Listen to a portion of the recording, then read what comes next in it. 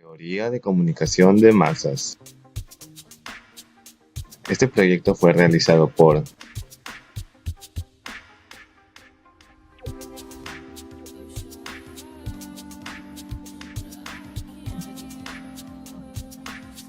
En este video explicaremos las diferentes teorías que existen acerca de los medios de comunicación masivos. Las teorías de comunicación de masas son el proceso comunicativo intencionado que emplea medios masivos, prensa, radio, TV e Internet, que trascienden el espacio y el tiempo causando un impacto en todos los destinatarios del mensaje.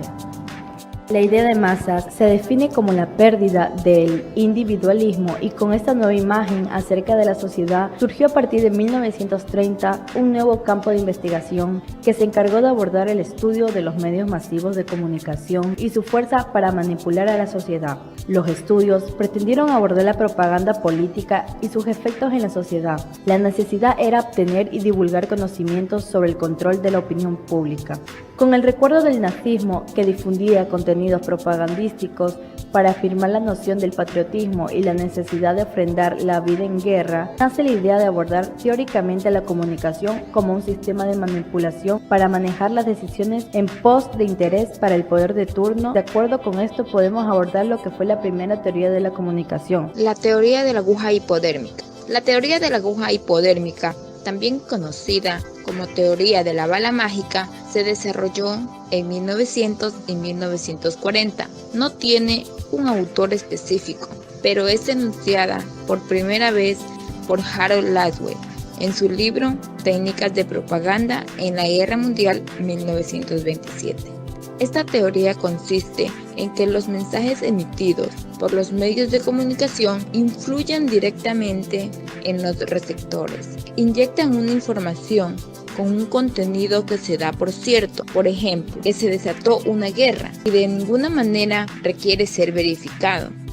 La teoría de la comunicación en dos pasos. En esta teoría se explica que las relaciones interpersonales tienen más influencia sobre un individuo que los mismos medios de comunicación y que por lo tanto estos no tienen gran impacto debido a ciertos factores que los caracteriza por ser diferentes como individuo y no como sociedad de masa homogénea.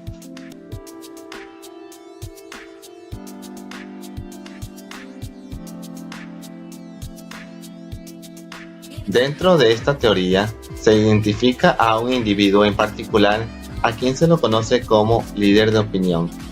No necesariamente es líder de un barrio o comunidad, pero se le conoce como líder de opinión porque tiene gran influencia sobre el individuo o los individuos a quienes transmite el mensaje obtenido de los medios de comunicación. Los líderes de opinión actúan como intermediarios entre los medios de comunicación, prensa o radio y las personas. No cualquiera puede ser líder de opinión, sino que está determinado por cuestiones específicas. Estos individuos parecen diferenciarse según los niveles sociales, económicos y educativos de su comunidad.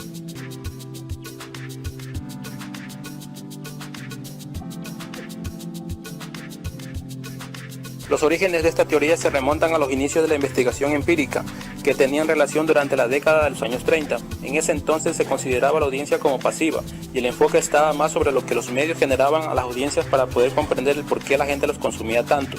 Esta teoría discute cómo los usuarios eligen deliberadamente los medios que pueden satisfacer sus necesidades dejando de lado el educarse y priorizando el relajarse, interactuar o simplemente escapar de su realidad. Katz fue el primero en estudiar empíricamente sobre lo que hacía la audiencia con los medios y afirmó: no importa cuán grande y poderoso sea el medio, este no puede ejercer ningún tipo de influencia sobre un individuo al que la información o el impacto creado por dicho medio no le haya resultado útil dentro del contexto social o psicológico en el que éste se desenvuelve. Teóricos como McQueen Bloomer y Brown lograron establecer categorías para clasificar las gratificaciones que las audiencias obtenían de los medios. Entre estas se encontraban las de diversión, las relaciones interpersonales, las de identidad personal y las de vigilancia del entorno. Katz, Gurevich y Haas enlistaron 35 necesidades y se resumieron en 4 grandes categorías. Primero, las necesidades cognitivas. Segundo, las necesidades afectivas. Tercero, las necesidades de integración personal. Y como cuarto, las de integración social. Agenda setting de segundo nivel. La agenda de atributos. Estaba enfocada en el análisis de la transferencia de la importancia de los temas de los medios hacia el público, con el fin de influenciar de manera directa sobre qué pensar, discutir y formarse una opinión. Definición de framing. Los framings están enfocados en transmitir mensajes. Los framings aumentan las perspectivas, se revela entendimientos particulares sobre los eventos y terminan transformando la forma de pensar del público sobre un asunto. Como principio del autor se refiere los encuadres. Se basa en principios. El autor se refiere a proceso varia según su exitosa. La teoría del encuadre. Desde que en la década de los 70 comenzó a proponerse como término los estudios del framing, un camino heterogéneo desde la etapa de formación hasta la actual instancia de reorganización y consolidación.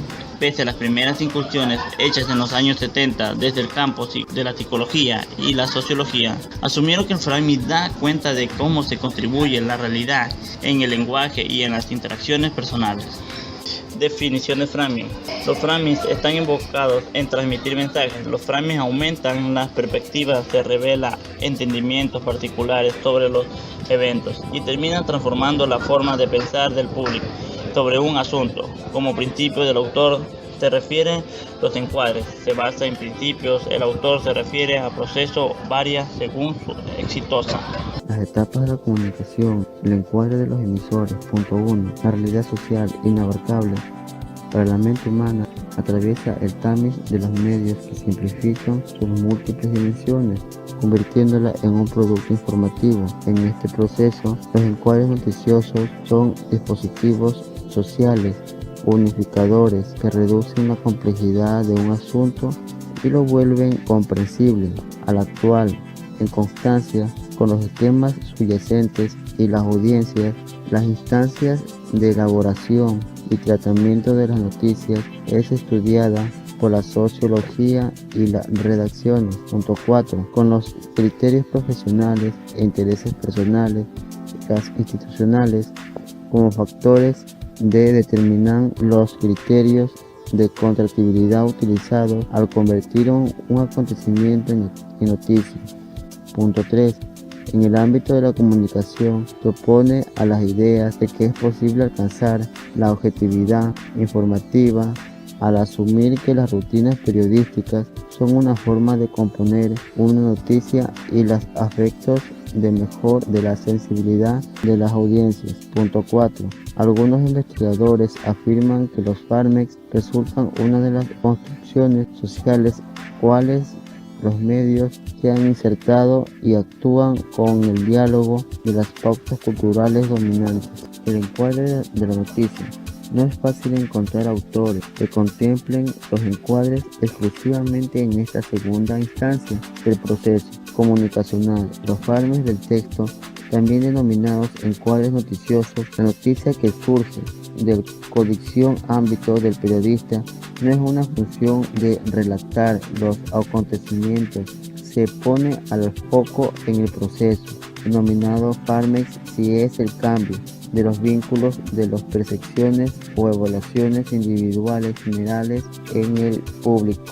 Los encuadres noticiosos aparecen en la forma de presentar información mediante la selección del énfasis y exclusiones de ciertos aspectos o elementos que están interrelacionados. La noticia entonces es el producto de una creación subjetiva, donde los encuadres producen el tiempo que limitan el significado dados de los temas generados.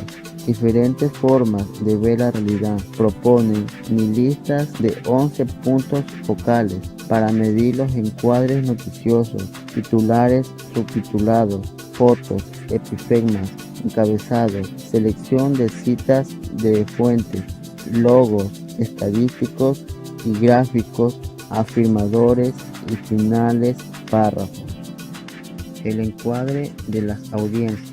Punto 1. Así como se ha atribuido a las corrientes sociológicas el papel de estudiar de forma predominante, aunque no excluyente, las configuraciones simbólicas de un asunto, que corresponde a las concepciones psicológicas, el análisis de funcionamiento. Como se ha mencionado, los encuadres noticiosos actúan en constancia con los esquemas subyacentes en la audiencia, es decir, con estructuras de pensamientos persisten que incluyen y guían el procedimiento e interpretaciones y la información.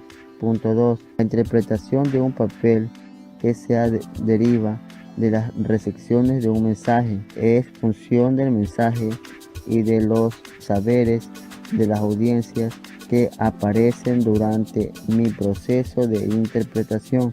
Punto 3. Los autores concluyeron que cuando se llama la atención sobre los beneficios de la política, el grupo encontramos autores cuando los temas son encuadrados de manera de aparecer la atención, los beneficios, las noticias y los encuadrados cuando efectúan la reacción de la audiencia.